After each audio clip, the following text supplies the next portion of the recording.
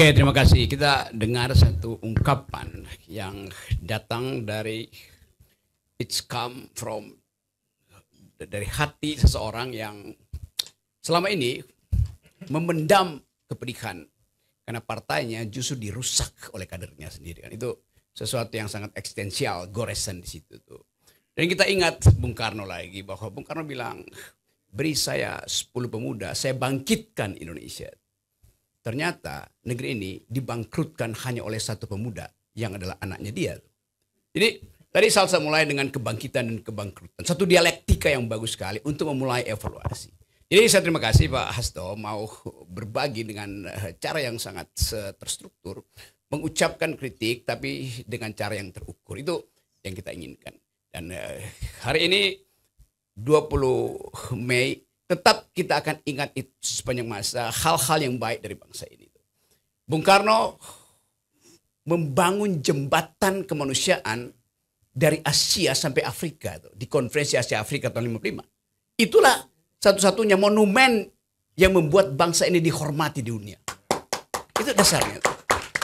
Saya pergi ke Eropa Timur semester lalu dan orang masih bicara tentang 25 April 1955, yaitu konferensi Asia Afrika. Jembatan kebudayaan, jembatan keadilan, jembatan kemanusiaan dibuat oleh Bung Karno dari Asia menembus Afrika. Sementara seseorang yang mengaku tetesan Bung Karno, dia hanya membuat jembatan penyeberangan dari istana ke rumahnya. Jadi bayangkan, jembatan layang dibuat oleh Jokowi hanya untuk memisahkan dua kegiatan, yang satu dari Pluit, tempat para kapitalis, menuju ke area kumuh di pinggir Kali Angke. Itu juga jembatan. Tapi itu jembatan layang untuk menghindari orang melihat ketidakadilan di Angke dan langsung tiba di Pantai Indah Kapuk. Kalau Anda nyebrang ke situ, itu jembatan yang dibikin Jokowi itu. Untuk menutupi kekumuhan Jakarta. Bayangkan. Ide membangun jembatan terlihat secara fisik dalam upaya menutupi kebangkrutan. Sementara Presiden Soekarno membuat jembatan pikiran dunia. Jadi kita ingin bedakan itu. Dan ini adalah janji kita untuk setiap saat di mana ada isu yang tiba-tiba meletup, kita mau akses isu itu dengan kemampuan intelektual. Jadi kepemimpinan memerlukan tuntunan intelektual. Nah itu yang ingin kita ingat hari ini. Dan itu justru yang kita krisis hari ini. Karena Salsa menerangkan bahwa generasi dia itu kehilangan harapan. Karena oleh Jokowi dianggap bahwa udahlah cukup 9 tahun yang dibiayai negara. Yang lain itu tersier. Disitulah keburukan pikiran hendak dikendalikan oleh kekuasaan. Jadi sebetulnya ini tempat kita membangkitkan kembali harapan bahwa politik harus kembali ke tangan the intellectual. Tapi kita tahu bangsa ini banyak orang tua dengan usianya tua tapi pikirannya mentah itu. Ini ada dua teman perempuan muda tapi pikirannya matang. Jadi jalan pikiran itu yang kadang-kala Anda anggap ya ini ngomongin apa itu. Tapi sebetulnya di situ intinya. Karena tadi mulai mengucapkan sesuatu yang secara samar-samar kita tahu bahwa negeri ini pernah disusun oleh sejumlah pikiran bermutu termasuk Tan Malaka atau apalagi oleh Tan Malaka yang merumuskan ide republik. Yang mengajarkan kita untuk percaya pada logika daripada pada mistik. Yang menginginkan negeri ini dihuni oleh pertengkaran pikiran, bukan oleh manggut-manggut. Kalau saya tanya misalnya, berapa orang di DPR yang paham baca Madilog, materialisme, dialektika, logika. Jadi, kalau saya bikin semacam persetujuan, oke, besok kita revolusi, kita ganti pemerintahan ini. Pertanyaan saya, siapa di antara kalian atau di teman-teman kalian yang pernah baca Madilog? Sebagai alasan untuk membentuk cara berpikir baru. Yang membaca perjuangan kita Sultan Syahrir. Yang membaca konsep secara detail. Perjuangan Hojo Haji Omar Said Cokro Aminoto, Natsir Buya Hamka. Kan kita menghindari membaca itu. Karena kita menginginkan ada perubahan. Setiap kali saya dijadikan model rock, ngomong rock. Iya, tetapi kalau saya balik setelah gue ngomong, lu bisa nggak ikuti omongan gue tuh? Jadi itu yang saya mau protes sebetulnya, Bo.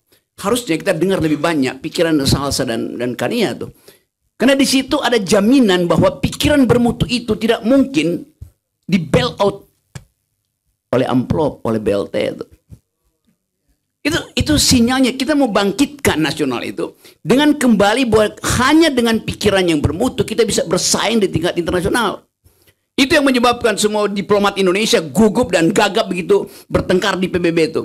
Karena kemampuan untuk mengaktifkan pikiran nggak ada, tidak ada ide di situ. Itu dasarnya kenapa kita mau coba. Ini saya tahu ya, semua kita udah berkali-kali bicara di forum yang sama dan orang ya lakukan gerakan itu tanpa tuntunan ide sama juga dengan kerja. Itu intinya. Jadi saya mau kembalikan bangsa itu bangkit kalau pikiran dibangkitkan karena pertengkaran. Itu poinnya ada di situ tuh. Coba kita bahas lagi secara tertib apa yang hendak diusulkan oleh forum semacam ini. Itu perubahan mendasar di dalam cara kita berpikir tentang masa depan.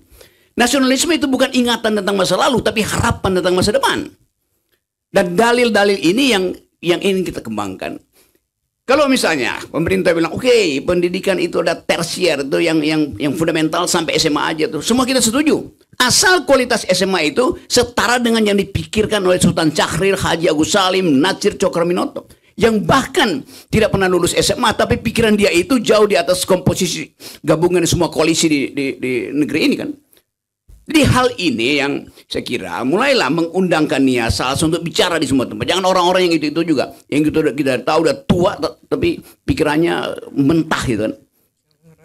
Sama dengan nasib Republik ini. Republik ini seolah-olah berdemokrasi karena ada institusi demokrasi, ada partai politik, ada Mahkamah Konstitusi, ada Bawaslu, ada KPU segala macam.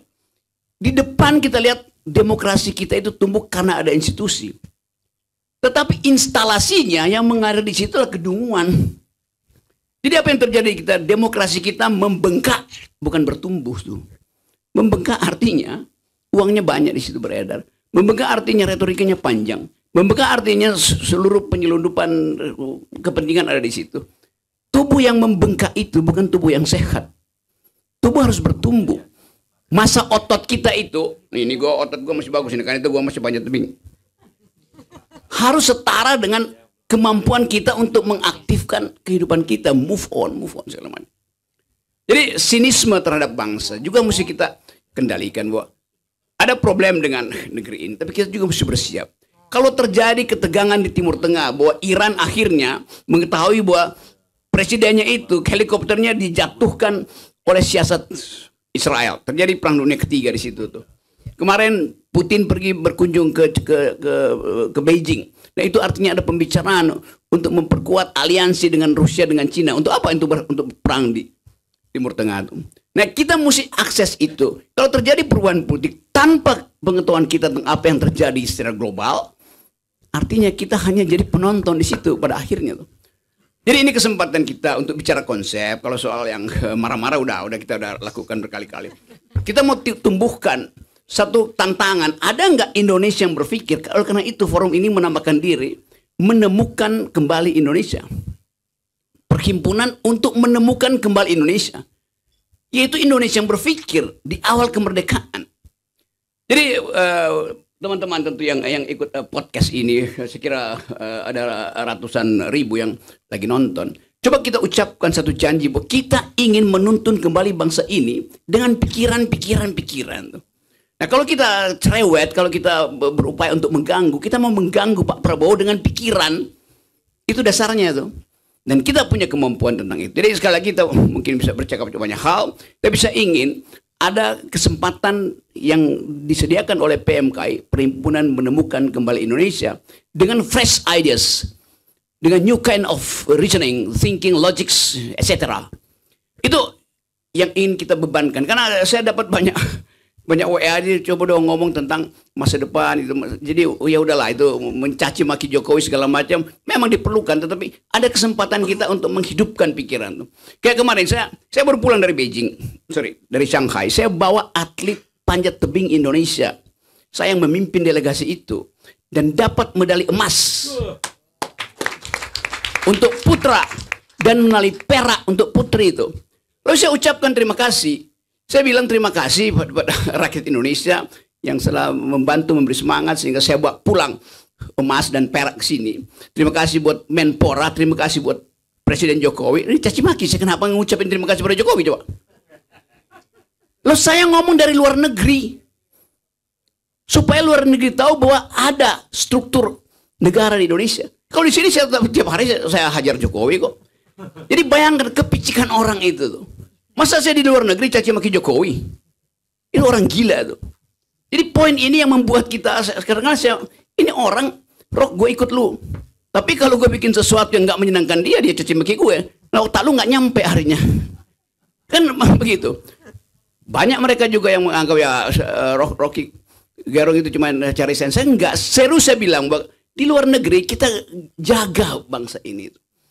Bahwa luar negeri lebih tahu keadaan Indonesia daripada kalian, daripada saya, pasti itu. Mereka tahu, tetapi kita mesti ucapkan itu. Jadi seolah-olah kalau saya bawa delegasi olahraga, saya mesti ngomong politik di situ kan konyol. Jadi sekali lagi, itu yang saya maksud, ketajaman kita untuk bahkan berpihak pada pendapat sendiri, karena kita diganggu oleh kedunguan orang yang ingin kita jadi demagog terus-menerus. Itu yang saya nggak suka tuh. Rocky Gerung Anda harus netral tuh. Apa maksudnya netral? Jadi jangan berpihak. Oke, saya tidak akan berpihak. Maka saya netral. Karena kalian perintah. Kampret namanya tuh, minta-minta gue tuh. Kalau saya pilih sesuatu, itu karena saya netral. Bukan karena disuruh. Atau ditakut-takuti di TikTok. Jadi kita mau bangkitkan kemandirian itu. Sebagai identitas manusia itu. Bukan diombang-ambingkan oleh kepentingan. Jadi sekali lagi, ini udah pasti ada isu macam-macam. Karena ada Hasto bicara di sini. Ada Jumhur, ada Syaganda, segala macam itu. Lalu dianggapnya apa sebetulnya? Kita mau tahu apa PDIP punya pikiran tentang masa depan. Kalau masa lalu kita udah tahu tuh. Jadi itulah sebetulnya keinginan dari perhimpunan menemukan kembali Indonesia untuk membuat forum semacam ini di mana semua orang boleh ajukan keberatan, boleh caci maki, boleh puji-puji, tapi pakai otak. Itu dasarnya kan. Jadi sekali lagi teman-teman, saya mau terangkan itu supaya dalam diskusi kita hindari sebanyak mungkin hal-hal yang udah kita ucapkan. Kita mau cari konteks berpikir untuk menyeberangkan bangsa ini masuk ke 2 minggu ke depan. Ini bukan soal 2 tahun ke depan, 2 minggu ke depan. 2 minggu ke depan Pak Prabowo akan gelisah untuk melihat bagaimana kabinet akan dibangun kendati situasi internasional berubah. Bagaimana kabinet akan dibangun kendati keadaan di dalam negeri kacau secara elementer, yaitu berupaya untuk nyogok segala macam, dapat proporsi kalau bisa. Nama dia dimasukkan di dalam daftar yang dia bikin sendiri, hoax, sebarin bahwa dia akan jadi menteri. Jadi kita mau lihat sebetulnya bangsa ini dari satu kacamata, yaitu pikiran. Nah, bangsa yang berpikir, bangsa yang masa depannya panjang. Bangsa yang gagal berpikir, bangsa yang bahkan masa lalunya dia nggak mengerti lagi tuh.